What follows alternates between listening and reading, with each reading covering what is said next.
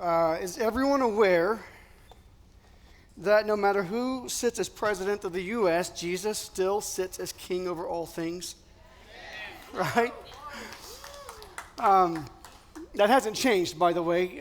He's on his throne. God's on the throne. And from what I hear, his throne endures for how long? Oh, okay. So it's not going to end on January 20th, 2017, right? Right? It's going to go on and on. Our responsibilities as Christians haven't changed either. We're still called to live the life of Christ. And our responsibilities are, many, whatever God's called us to, but certainly to pray for our leaders, not just our current leaders, but our coming leaders also. We are to speak a message of hope and peace and reconciliation. And guys, nobody can speak that message better than we can as the Church of God. And we're also supposed to love other people, right? We've been hearing that quite a bit lately in different messages. We love people regardless of race or religion or sexual preference or political preference. Can you do that? Yep. Yeah, I just want to remind all of us that what we're called to do in the life we're called to live hasn't changed no matter who's going to be our president. So we still live the kingdom life in the world that God has put us in. And if we can do that, we're going to be okay. Well, actually, even if you can't do that, you're going to be okay because, again, God's on the throne, right? This is going to be a problem here. You watch how many times I'll lean on this thing. Hey, let me just be real honest with you. Not that I would lie to you, but I've been in front of people for different reasons for the last 20, 25 years in ministry. I'm usually pretty comfortable with it. And last time I preached here, Jeff, I don't know, I think it might have been the first time either that I preached in front of you or that I saw you that close. And we've been friends for 20 years. Our families have known each other. And as I get up to preach, it was about a month ago, I'm going across and all of a sudden I realize, oh my gosh, Jeff is here. I've never preached in front of Jeff before. And I am just sure that the rest of the message, I ignored this whole section because that's where he was sitting and just preached to these guys. And so I show up tonight thinking, I don't care if Jeff shows up or not. I'm comfortable. God's got this. And to show you that God's got a sense of humor, who walks in? You can call him that. My family calls him Daddy George. One of my heroes of preaching. It's kind of like God's going, oh, you think so? Watch this. So as I'm sitting there thinking, oh my goodness, I've got to preach in front of the king of preaching, he calls me over and prays. And so he's assured me it's going to be okay. Anyway, let's move on. We're in week 2 of our Game of Thrones teaching series. And if you didn't catch this last week and Pastor Jeff shared, it's not about the drama on HBO. Okay, that's not what we're talking about. We've got better things to talk about than that, actually.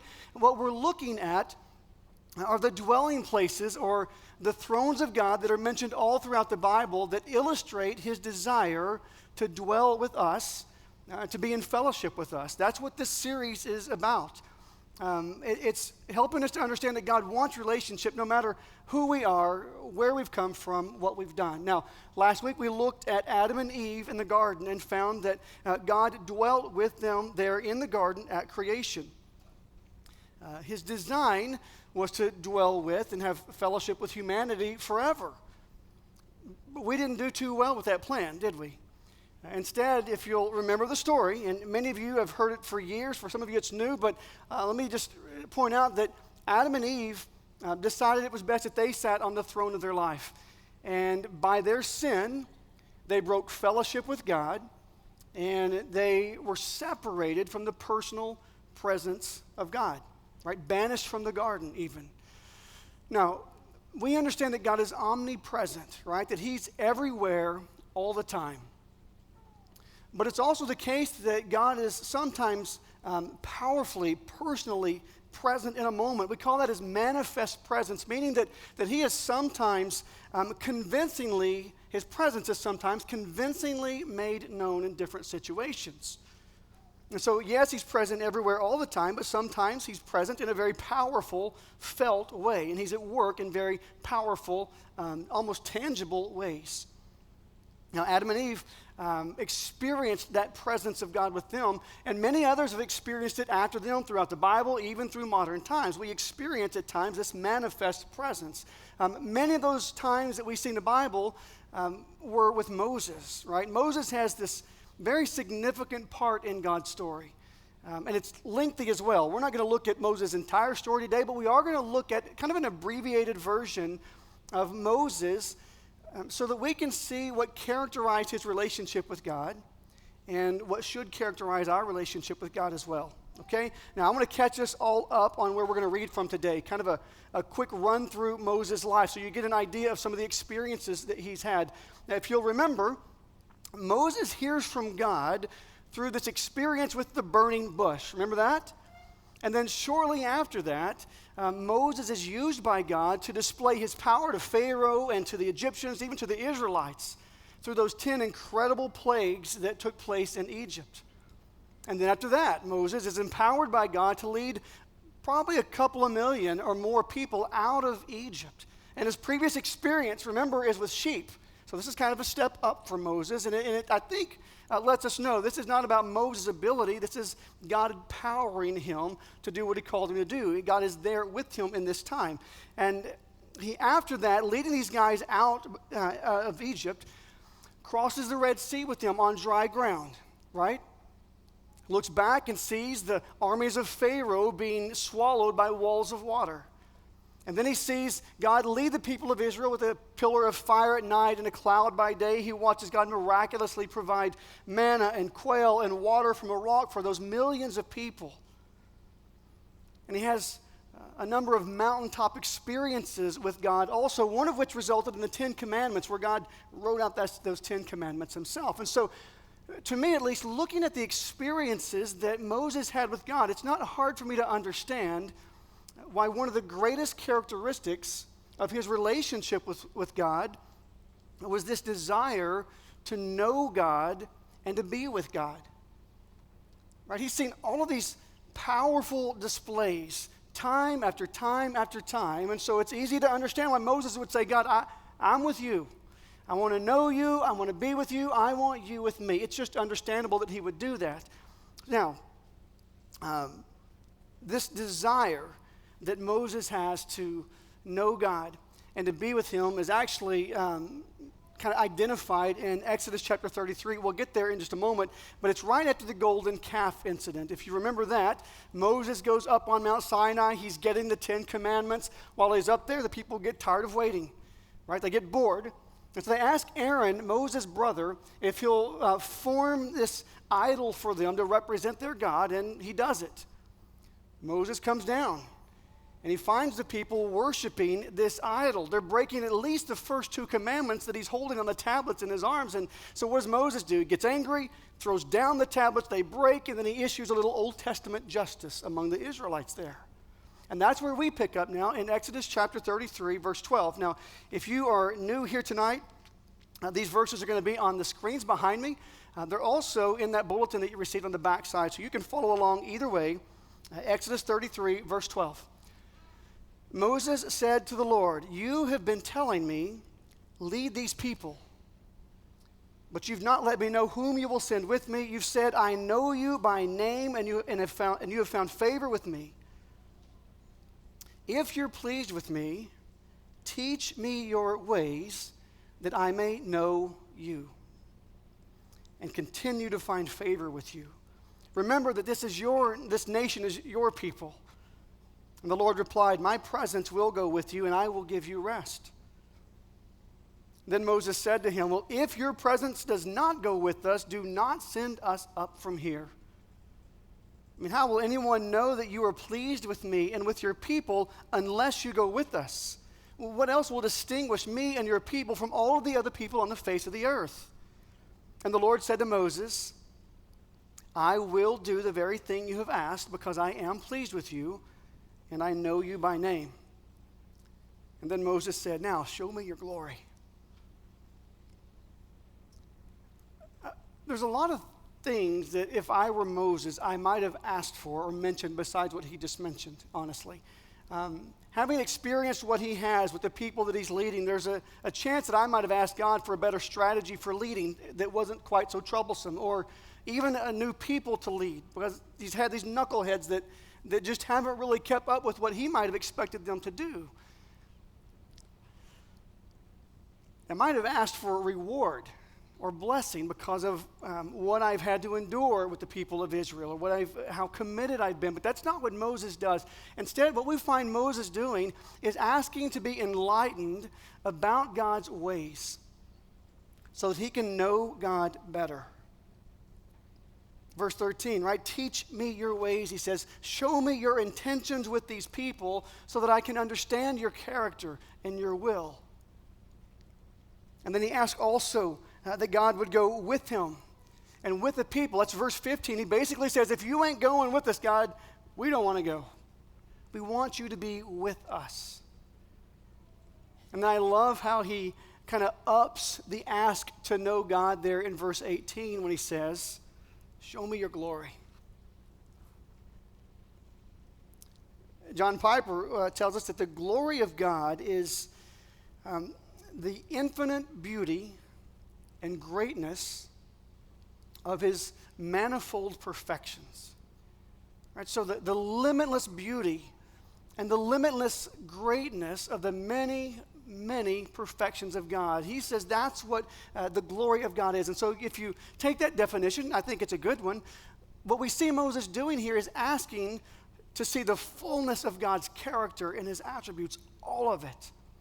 If you can read through the story, he doesn't actually get to see all of it. God understands you can only see my goodness, and part of that's not part of our story tonight, so I'll move on. It's just neat to me that Moses wants to know so much about God and wants to be with him.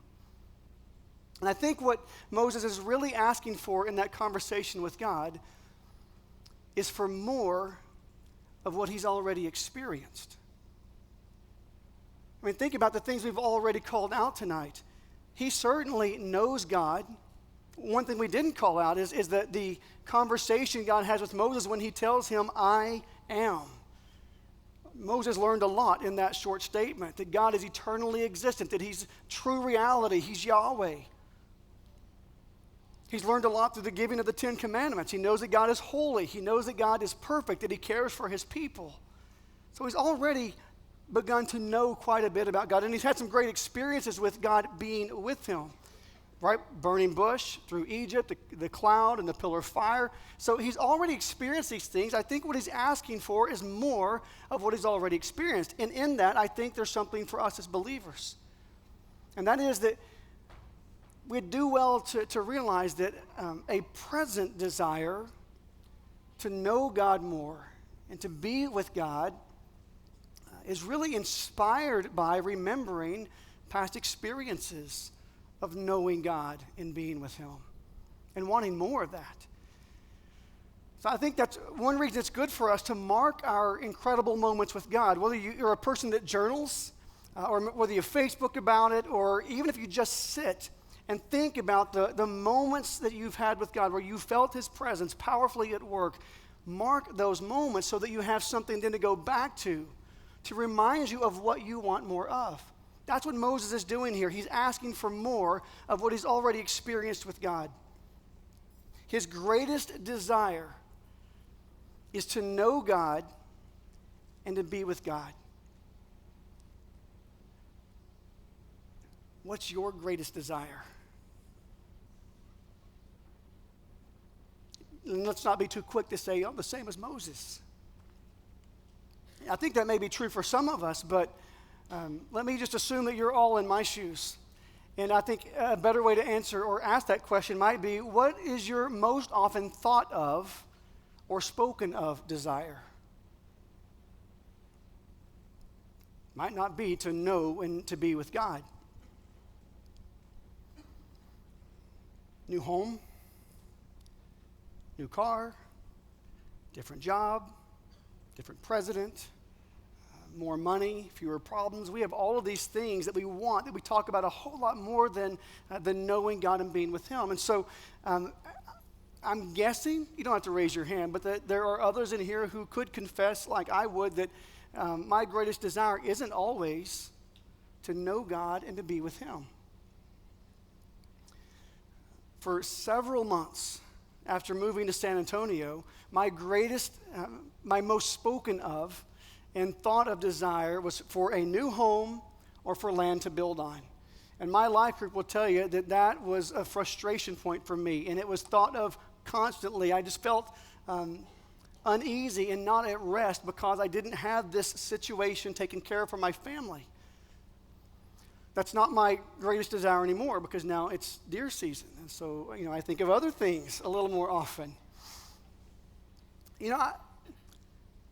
What I want, always and not just often, is for my greatest desire to be to know God and to be with Him. That's what I want to be my desire.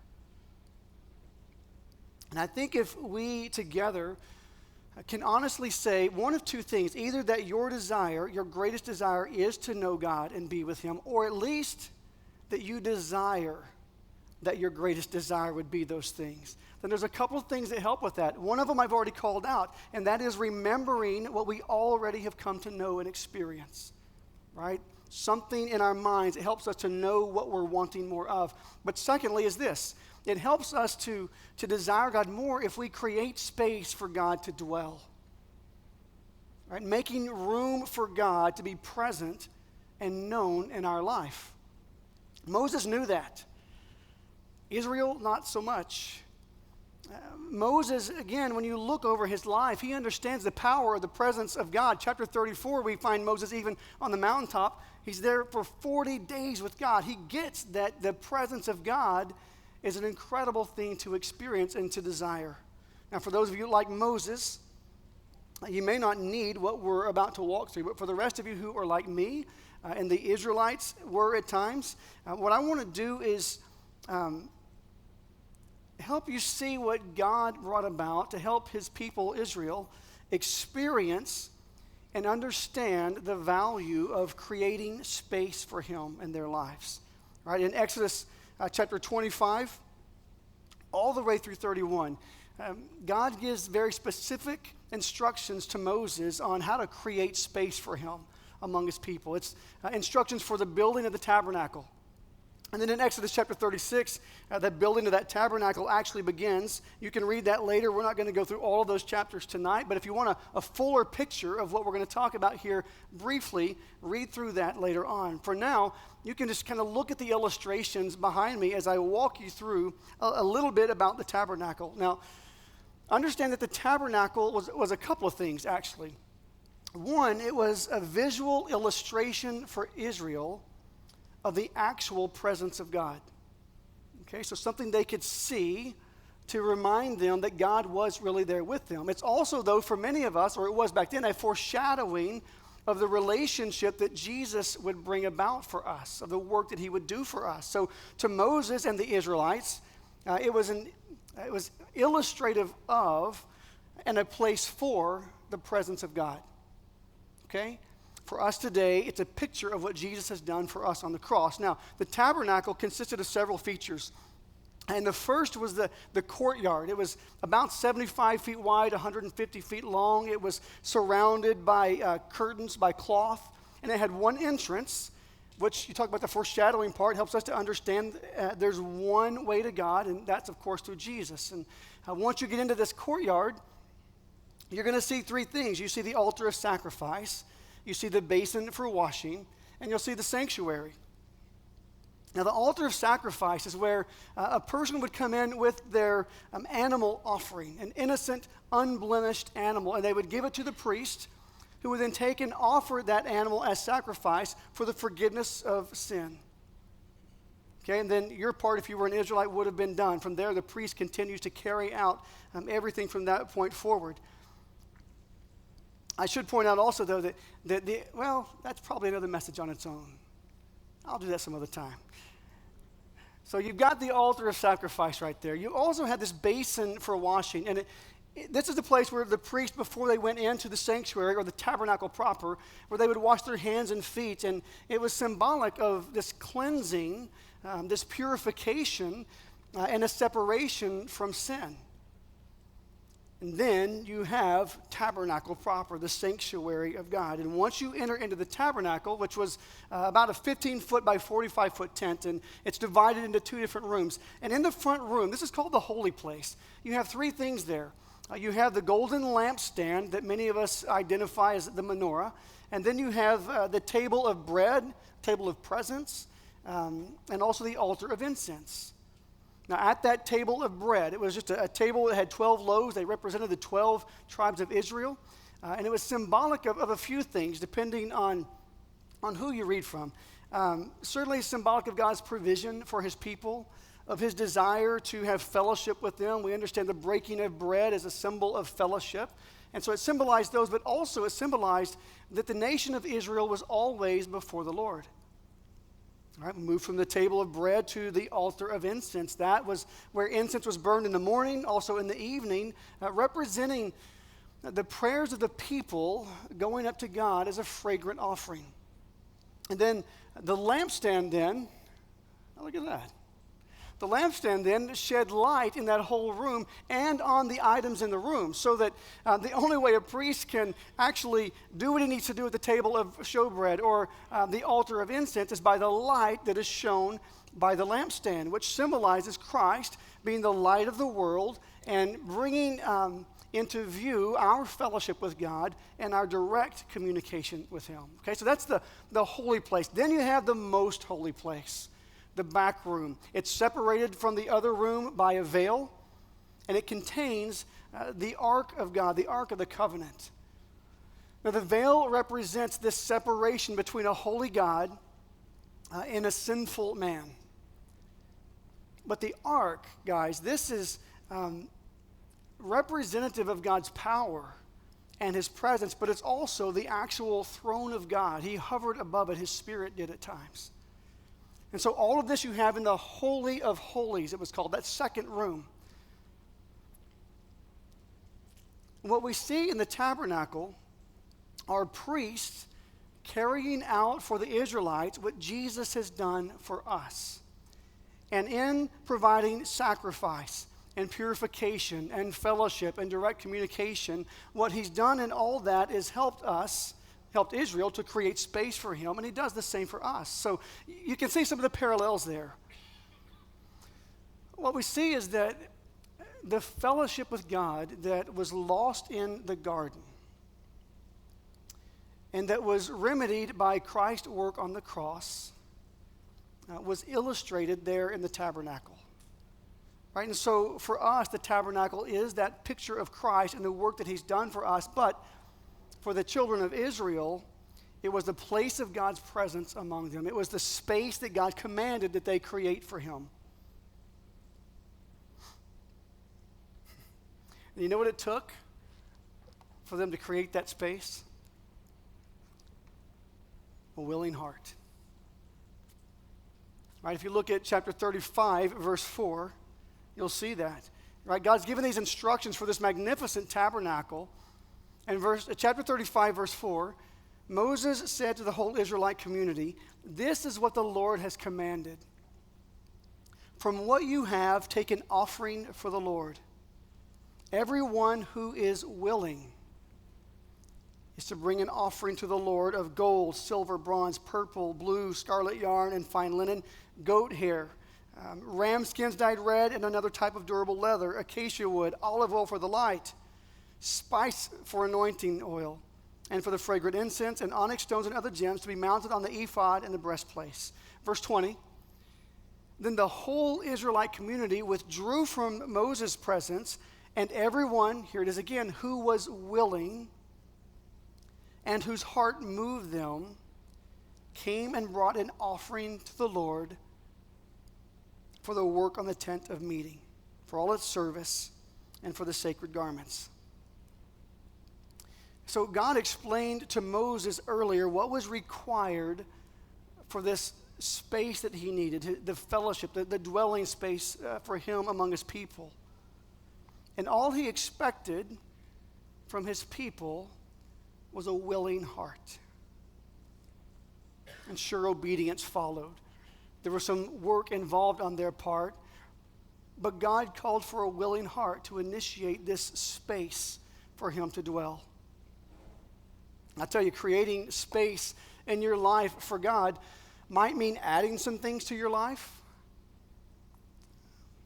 Not for the sake of earning God's favor and not for the sake of being good, but for the sake of giving him room to work. And so it may mean adding some prayer, some Bible study, a time of listening to God, a reflection on God, or community with others sometimes gives us space for God to dwell. So maybe it means joining a life group or finding personal times of worship, or adding just quiet space that's not quite so busy to your life. Some of us have those things already in play in our life. It may mean that you need to add more to give God the space that he needs to be present so that you can know him. What do you need to add to your life in order to create space for God to dwell? It may mean also, though, that you need to remove some things from your life. Right? Some of us have so much in our life, so much busyness, so many distractions that there's just no room. And removing some of those might actually help the situation and show that we have a willing heart to give God that space. And so maybe you need to turn off the radio in the car and instead listen to a teaching podcast. Or what else would you do? Pray. There's a good one. Right? Maybe some of us should remove those working lunches and instead use that time to spend with God. But there's got to be, for so many of us, distractions that we could remove that would create more space for God to dwell in our midst and for us to know him better. So what do you need to remove in order to create that space for God to dwell? In my life group, this last Thursday, I confessed to having great difficulty recently waking up in the morning for my time with God. And there's some story with that. My son just recently got a job. He gets home about 11:15 or later. And so I stay up so I can actually see my son and talk to him and ask about his day and invest a little bit of myself in him. But staying up late with my son makes it very difficult to get up in the morning, or at least to be alert in the morning. So one of the gals in my life group says, well, what do you do with those hours between when the rest of your family goes to bed and between when your son gets home? Oh, great. Well, I catch up on email. I run through Facebook. I don't want to miss anything there. And I get frustrated with Sling TV. That's what I spend those couple of hours doing. And so, of course, like that, she says, well, why don't you move some of your time with God to those evening hours when you're doing things that just don't really matter? Duh. So that's what I'm doing. It's about removing certain things of little value to no value to create space for God to dwell. Why? Because I want more of what I've already experienced with him. I want to know him more. I want him to be with me and me to get to be with him. And I'm willing to do whatever it takes. So what do you need to add or remove in order to create space for God? And are you willing to do that? I can't answer that question for you. Right? So I'll have to leave that to you. Let me ask you this. How many of you plan on having dinner after this tonight? Right? Okay. Now you have a topic of conversation with your family. So you're welcome for this assignment. You could sit there for some accountability and talk to them and say, what needs to be taken out of your life or what needs to be added to your life in order to create that space for God to dwell in it? All right? There's your homework for the night. You're welcome. You know, in each of our hearts, we have a throne, right? Not a physical throne. We understand that, but we get the idea that there's in our hearts this throne. And for most of us in this room, we understand that Christ is on the throne of our hearts. And most of us, I would also guess, who have Christ on the throne of our hearts have also been baptized to publicly profess our faith in him. Most of us, but not all of us in this room. Tonight, as we move into a time of baptism, we have a couple of people who are going to be baptized tonight. They're already ready to do that. But let me just say, if there's anybody here who has Christ on the throne of their heart, but is yet to be baptized, and yet you want to, this is the night for you to do that. And I know you could easily say, but I don't have a change of clothes, I don't have a towel. No worries. And no excuses, because we actually have extras on hand tonight. And so if you're here tonight and you've never been baptized and you want this to be the night that you are, in just a moment as we start singing, I want to encourage you to head out the doors here into the lobby where our prayer team is, and you can meet with them. They're going to help you get ready for baptism tonight. Let me say, there may also be some here tonight that would just say, I don't believe that Jesus is on the throne of my heart. I don't know that for sure. But maybe you sense God's Spirit calling out to your spirit and drawing you into relationship with Him. You feel something just tugging at your heart. That same prayer team out those doors could help you understand what that call is and how you can respond to it and have Jesus sit on the throne of your heart, giving you relationship with the Father who loves you. Well, I'm going to give it over to Caleb here now on the worship team, but let me just say this, that as we worship, we've got a couple of options, right? Either to celebrate with those who are being baptized and worship here together, or to make your way out those doors and get ready to be baptized tonight. I'm actually going to walk out the doors myself right now, so that way any of you who are thinking, I'd love to, but I'm a little bit nervous, I'll walk with you.